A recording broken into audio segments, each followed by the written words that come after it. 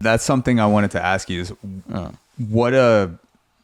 in a fight, in a controlled fight where there's a ref, it's a competition. You're not just brawling with some dude on the street. Yeah. What is it like being in the ring with another man who's trying to beat the absolute fuck out of you? That's not a sparring session. I've never been in a situation like that where it's a sanctioned fight. Ref is there to stop it if someone's gonna fucking die. But other than that, like you gotta beat the fuck out of the dude or get the shit beaten out of you. What is that like? Well, first of all, it's fun.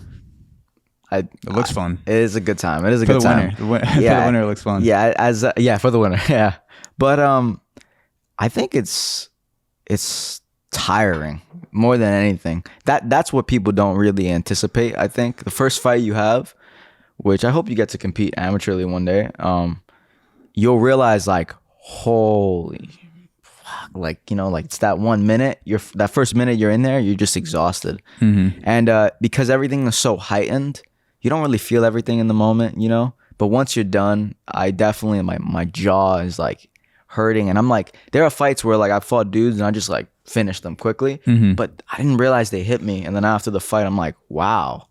My jaw feels like, you know, I think everything's faster paced, especially when you're in there with a fighter too. Like they make reads that are very quick. And so like one mistake, they see that mistake and you can never do that again in the match.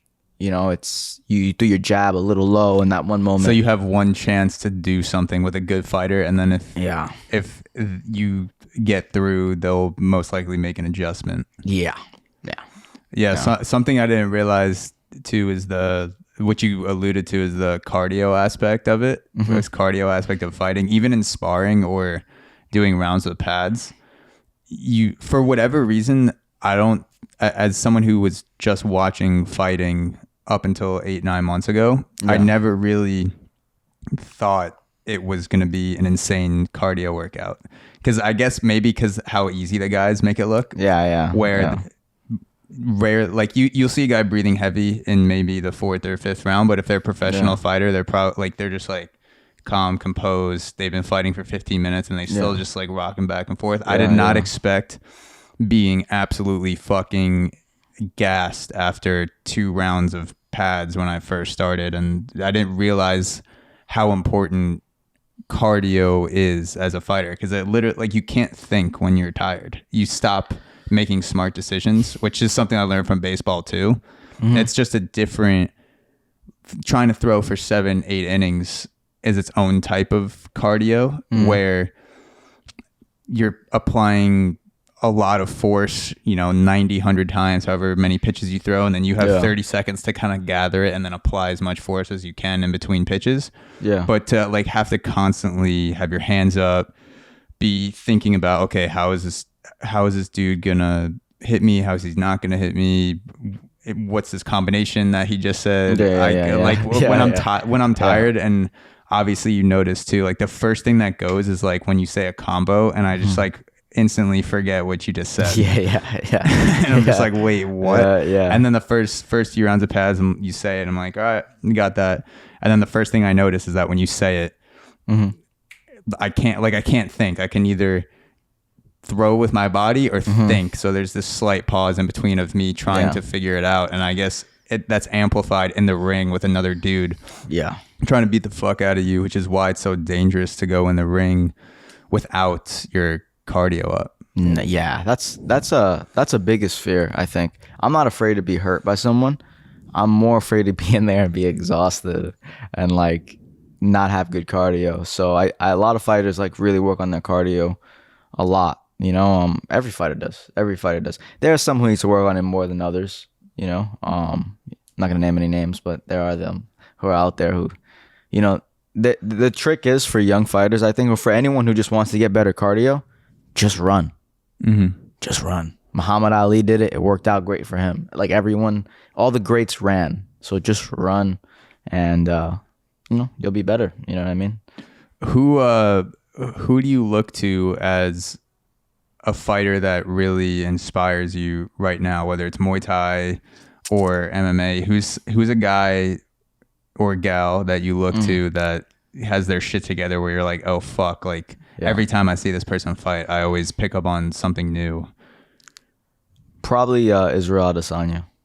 That guy's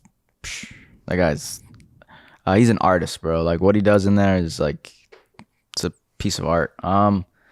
Is there anything in particular that stands out about his game? Because he, as someone who sees him and doesn't really know exactly everything he's doing from a technical standpoint, like he's so far ahead of me, obviously. Like I can appreciate it, but I don't understand it fully. Is there something that he does that sticks out to you that maybe a casual fan misses, where you see it and you're like, oh fuck, like this is the reason why he's successful?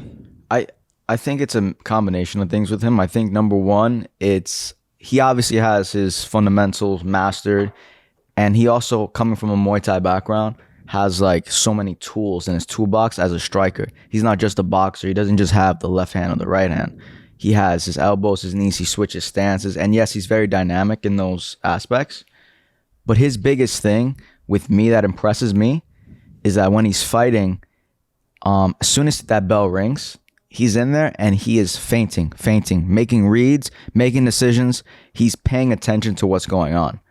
And he's not like falling in love with the crowd, trying to hurt you. He's seeing what's going to work and what's not. And he doesn't do anything that's unnecessary.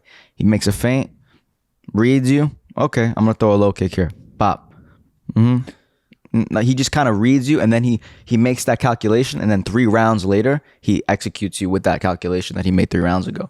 And that is like... So he has very efficient movements. And then he's also, while he's moving efficiently, he's also learning how he's going to beat you later. He's not in a huge rush to knock you out in the first round. Yeah. He calculates everything, and he downloads information. And yes, he does have a lot of movements down pack, but it's also that he can do so many movements. And like he'll see for instance, like he'll make a feint on you. He'll see an opening and be like, okay, if I throw the left hand, that might be a little short. There's this kick that maybe I could throw it, but like maybe you've never thrown that kick. He'll just throw that kick. You know what I mean? He'll just make whatever adjustment. He'll make up that combo to throw that thing and just do it and attack you and hurt you. You know, and that's what I like about him. You know, the read and then the ability to just execute whatever maneuver he needs to in order to hurt you.